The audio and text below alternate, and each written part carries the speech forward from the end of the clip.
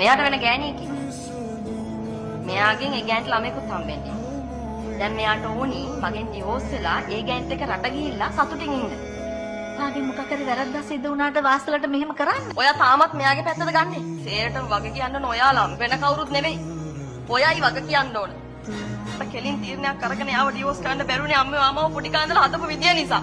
ඔයා මාව මේ ගෙදර තියන් හිටියේ හිරකාරියෙක් වගේ අම්මා. මං කන්නේ මොනවද? අඳින්නේ මොනවද? යන්නේ කොහෙද? ආශ්‍රය කරන්න ඕනි කාවද?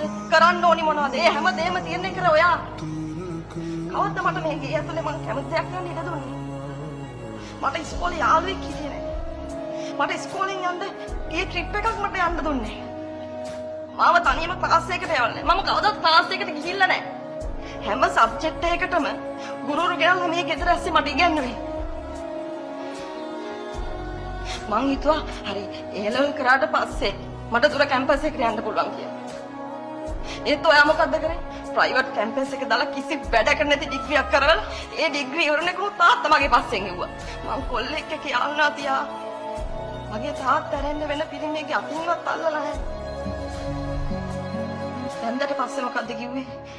බැන්දට පස්සේ කිව්වා මේ මිනිස්සයාට දෙයියෙක්ට වගේ සලකන්න කියලා. මං දේවාලයක් හදලා මල් පහන් තියලා වැන්ද නැති ටික විතරයි යන්නේ. මං එයාට හැමදේම කරා. මං යාළුවෙන් හැමදේම කරා.